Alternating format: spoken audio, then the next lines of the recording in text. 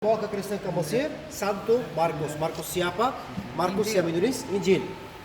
Dia datang ke Mesir, dia memulai kekristenan di Mesir pada abad 1. Oke, tapi waktu itu Mesir adalah kawasan Romawi, jadi nggak boleh jadi orang Kristen sama sekali di Mesir. Dan semua orang yang jadi orang Kristen disiksa sampai mati. Itu sampai abad berapa? Sampai abad keempat. Abad keempat kita ada satu kaisar Romawi, namanya Kaisar Konstantin. Dari waktu Kaisar Konstantin sudah boleh jadi orang Kristen, sudah boleh bangun gereja, dan negara Mesir menjadi negara agamanya yang resmi Kristen. Sampai abad berapa? Abad ke-7. Abad ke-7 Islam datang ke Mesir. Atau saya bisa bilang Islam kuasai Mesir. Waktu Islam datang ke Mesir, Bapak Ibu, atau datang ke Mesir, mereka memaksa orang asli sini yang namanya yang siapa? Orang Kristen. Jadi orang Mesir yang asli adalah orang Kristen. Arab atau Muslim datang ke Mesir abad ke-7.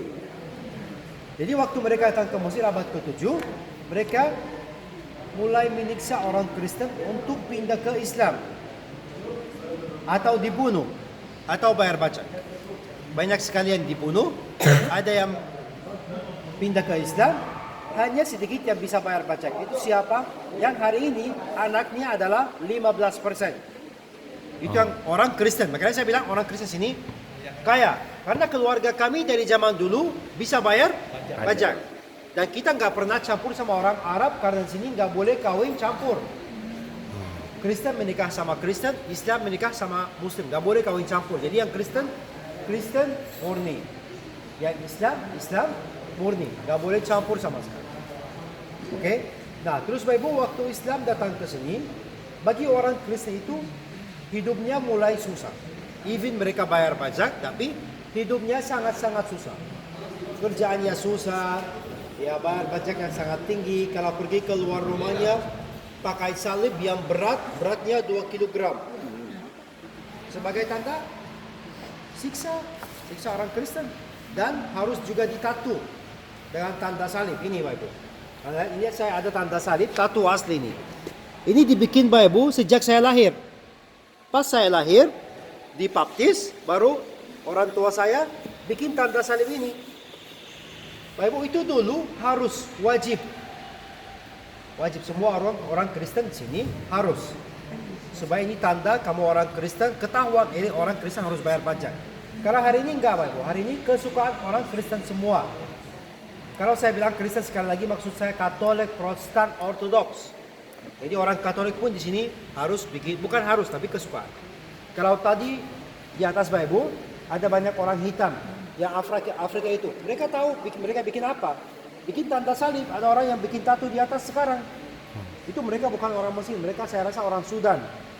Dari Sudan atau dari Ethiopia dan di atas itu. Tapi kalau mereka datang ke sini juga, mereka bikin tanda salib tatu. Makanya Bapak Ibu, Anda bisa tahu. Tatonya putih dong ya?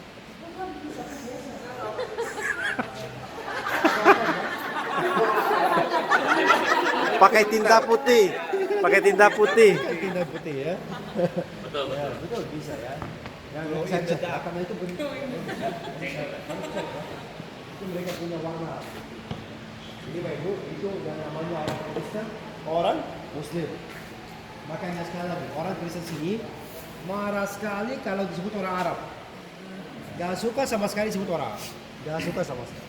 Karena memang kami tidak punya darah Arab. Dan orang sini kalau bilang kami orang Mesir, we are very proud. Tapi kalau bilang orang Arab, karena ingat, katakan Alkitab apa mengenai orang Arab. Oke?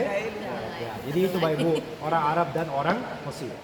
Besok Bapak Ibu kita akan ke gereja-gereja.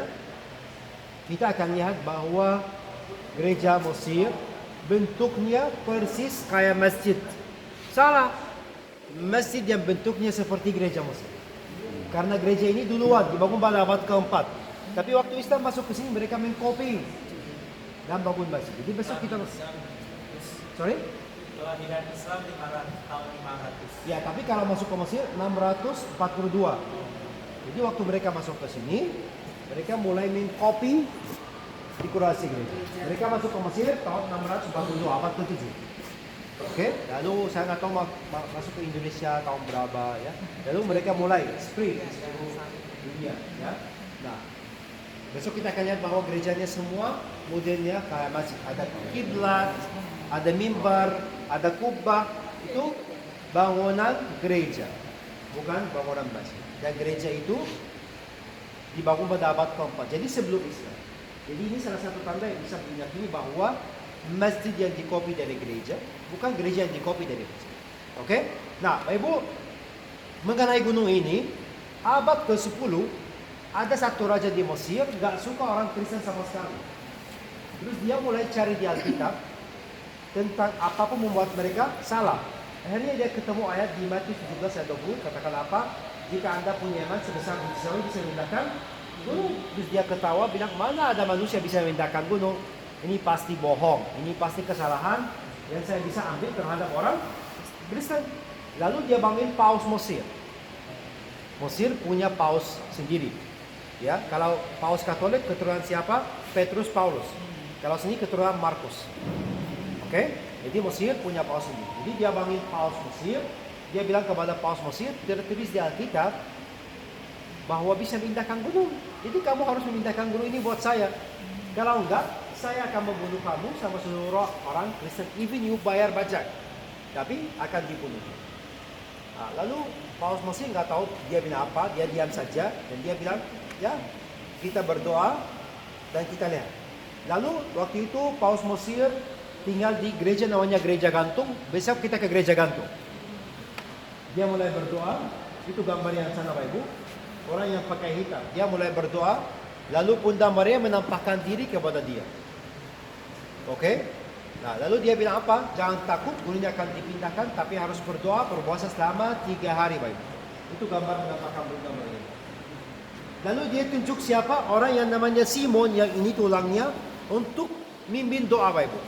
Mimpin doa untuk memindahkan gunung. Oke? Nah, kenapa Saint Simon? Nanti saya akan bilang ya. Nah, Bapak Ibu, habis 3 hari itu selesai. Kalau Anda lihat ini, gambar ini. Semua orang Mesir datang di depan gunung ini. Orang Kristen sebelah kanan, ini paus Mesir, Saint Simon, sama ini orang Mesir semua. Lalu ini semua orang Muslim sama Raja Mesir. Orang Kristen sama Saint Simon, mereka mulai berdoa, nyanyi, nangis. Karena kalau gunungnya tidak dipindahkan, mereka akan dibunuh, ya kan? Nah, habis mereka selesai doa Bapak Ibu, terjadi gempa besar sekali di Mesir. Kalau di Mesir tidak ada gempa, jarang sekali. Tapi waktu terjadi gempa besar, habis itu gunungnya mulai geser. Oke? Mulai geser. Dan waktu gunungnya geser, itu gunungnya seperti terangkat pindah turun. Dan waktu gunungnya terangkat, Bapak Ibu bisa lihat matahari di bawah ini. Oh, itu terangkat ya? Ya, dia terangkat seperti orang bawa gunungnya pindah turun. Lalu gunungnya dipindahkan sampai ke sini Bapak Ibu, sekitar 2 km sampai ke tempat. Lalu gunung ini namanya apa hari ini? Gunung Bukatam. Kalau Anda cari di Google Map namanya Bukatam. Bukatam itu artinya apa dalam bahasa Arab? Hancur. Kenapa hancur? Karena waktu gunungnya dipindahkan, gunungnya hancur. Namanya Bukatam. Oke? Nah, Bapak Ibu, kalau Anda lihat ini, orang Muslim semua mulai lari, lalu Raja Mesir jatuh dan dia bilang cukup, saya sudah percaya Tuhan. Dan dia memang jadi orang Kristen dan dia bangun gereja sampai hari ini masih ada, namanya gereja Al-Mu'izz di Dinin Lain Fakir. Al-Mu'izz itu nama Raja Mesir yang Muslim. Sampai hari ini gerejanya tetap namanya begitu. Jadi ini salah satu tanda yang bisa meyakini bahwa itu benar terjadi. Dan maaf Pak Ibu, itu benar terjadi. Karena itu tertulis even di buku sejarah Mesir yang menulis siapa orang Muslim. Memang hari ini mereka mulai hapus itu, mulai delete. Tapi masih ada bekas. Mau tahu ini Bapak Ibu? Coba buka internet, hanya tulis Saint Simon the Tanner Church. Ceritanya lengkap. Banyak website yang akan cerita mengenai gereja. Oke, kembali lagi ke Saint Simon ini Bapak Ibu. Saint Simon ini yang tadi memimpin doa, yang Bunda Maria bilang bahwa ini yang harus memimpin doa. Siapa Saint Simon ini? Oh, ini orang miskin. Orang miskin, pekerjaannya apa? Tukang sepatu. Oke, Mungkin detailnya ya, bukan ya itu kulit ya. Nah, dia punya satu mata, Ibu. Kalau Anda lihat ini punya satu mata. Kenapa Ibu? Karena satu hari ada cewek cantik pergi ke tempat dia mau memperbaiki sepatu. Sampai dia memperbaiki sepatu cewek itu, dia lihat pahannya. Tapi dia suka, bukan apa-apa. saya normal ya.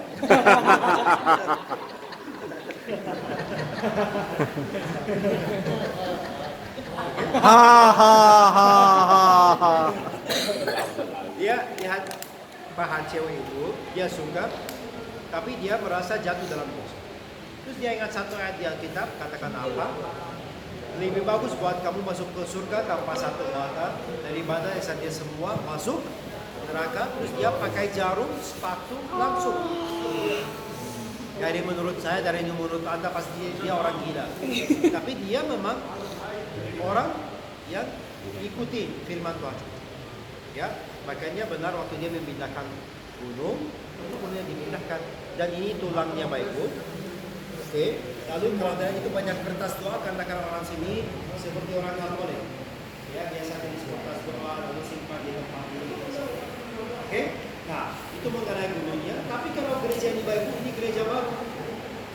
Ini gereja baru. Baru dibuka tahun berapa? 1992. Umur gereja ini 25 tahun saja. Siapa yang bangun gereja ini? Tukang sampah yang di luar. Itu gereja mereka. Oke, karena apa Ibu? Tahun 1970, tukang sampah itu datang ke daerah ini. Daerah ini dikasih oleh presiden namanya Gamal Abdel Nasser. Tapi waktu mereka datang ke sini, mereka datang, ini dulu padang gurun terus. Gak ada listrik, gak ada air, gak ada apa-apa. Lalu mereka mulai kerja keras, mereka mulai bangun kampungnya itu sendiri. Lalu mereka orang banyak, 100.000 orang. Mereka mau bangun gereja nggak bisa. Mereka bikin gereja tapi kecil, nggak cukup untuk mereka semua. Akhirnya gimana? Tahun 72 mereka ketemu gua ini. Tapi waktu itu gua ini penuh dengan sampah, pasir, batu. Mereka mulai kerja di sini Bapak Ibu sendiri 20 tahun. Angkat batu dan pasir. 20 tahun. Setiap hari Minggu bangun pagi seperti Anda tadi pagi. Misa, habis misa kerja membersihkan gereja mereka. Mereka kerja di sini 20 tahun, baru mereka buka gereja ini tahun 1992. Sampai ke sini Bapak Ibu, ini gua alami, semua gua alami. Tetapi tempat ini dibom, mereka bom pakai dinamit.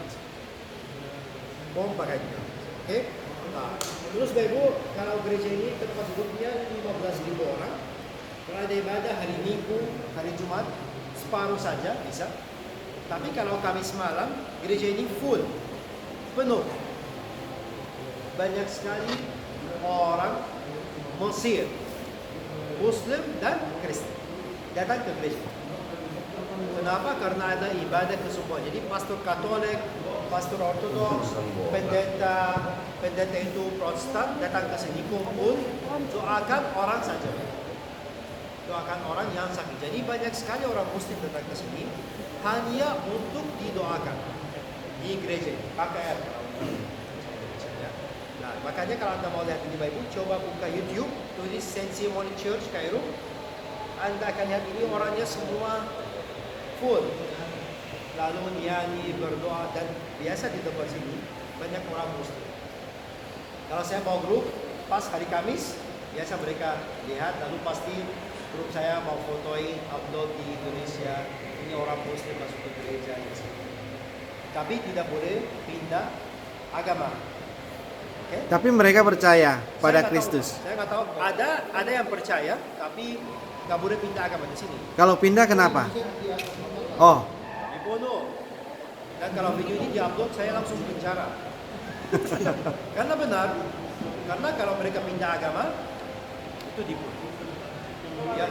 dibunuh sama pemerintah. Cara pindah agama di sini. Yang Kristen harus pindah ke Islam. Islam boleh ke Kristen nggak boleh. Nggak boleh sama sekali. Itu peraturan negara. Jadi pemerintah cari alasan buat dia untuk masuk dia penjara karena namanya kafir, murtad ya kan. Ya, atau mungkin keluarga dia langsung. Jadi ada orang yang pindah ke Kristen, saya tidak tahu. Tidak ada yang tahu. Karena kalau ada, diam. Lalu gerejanya dia keluar, biasa ke Australia, biasa ke Australia, oke, atau ke Amerika. Ya. Jadi itu baik mengenai gereja. Jadi banyak sekali orang Muslim sakit apa yang biasa mereka datang ke sini, mereka ada roh di dalamnya tafsiran. Biasa, banyak sekali. Coba buka YouTube, akan lihat wah, ribuan orang datang ke gereja. Makanya hari ini Bapak Ibu gereja ini disebut gereja mukjizat. Karena juga di sini di atas sini, kamar ini ada kamar, di dalamnya ada kursi roda, punya orang yang masuk ke sini sakit, keluar jalan. Jadi itu ibadahnya kalau saya bilang seperti Benny Hinn kalau anda tahu ya. Tapi kecil, ya cuma ya 15.000 orang. Tapi di seluruh Mesir. Lalu banyak orang Eropa juga biasanya mereka hadir di situ. Ya, karena gereja. Apa? Itu ada shuttle bus dari gereja. Gak bisa setir mobil sini susah. Biasa mereka ada shuttle bus dari gereja. Gerejanya siapkan shuttle bus pergi pulang terus. Karena kalau setiap orang setir mobil, mana bisa cukup parkir di sini. Jadi biasa gereja itu ada shuttle bus dari luar, dari tempat parkir bus yang besar sampai di sini. Atau jalan kaki. Ya, Bapak Ibu, satu hal yang terakhir, kalau pahatan yang di luar itu semua dipahat oleh orang dari Poland namanya Marius. Dia tinggal di gereja ini dari tahun 92, karena dia tahun 92. Setelah dia cerita gereja, dengar cerita ini, dia tulis biasa. Dia percaya Tuhan dan Tuhan suku dia tinggal di gereja ini. Pekerjaannya sampai hari ini hanya memahat di gereja ini, pahatan-pahatan yang di luar. Tetapi kalau pahatan ini Bapak Ibu yang di atas ini, yang gambarnya sama Tuhan Yesus ini tidak dipahat oleh Marius itu. Ini Bapak Ibu. Oke, nanti bisa ke sini baru bisa jelas ya. Itu muncul sendiri, ya. Jadi waktu mereka bom tempat ini pakai dinamit, ada orang bilang cukup dan stop karena mereka ketemu gambar Bunda Maria. Bapak Ibu, kalau di Mesir beda dengan Indonesia. Kalau Indonesia menghormati Bunda Maria hanya Katolik, ya. Kalau di Mesir lain. Di Mesir semua menghormati Katolik, Protestan, Ortodoks, Muslim pun menghormati Bunda. Oke, karena Bunda Maria selalu menampakkan diri di sini. Kali terakhir tahun 2009. Oke, lalu tahun 1967 dia muncul, dia menampakkan diri di sini namanya gereja. Orang Indonesia mulai sekarang pergi ke gereja, baru mulai yang Katolik. Tapi mungkin Katolik di Indonesia nggak terlalu banyak juga. Itu biasa nggak ada di atas. Itu makanya orang sini sangat menghormati.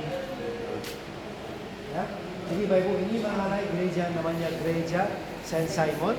Jadi diberikan nama Saint Simon gara-gara Saint Simon yang bikin orang. Oke, baik Bapak Ibu, sekarang kalau Anda mau berdoa sendiri silakan, mau foto-foto silakan. Kalau Bapak Ibu ada yang mau memberkati gereja, kasih persembahan untuk gereja juga boleh. Nanti akan dihitung oleh petugas gereja ini. Ya, baru akan kasih. Apa?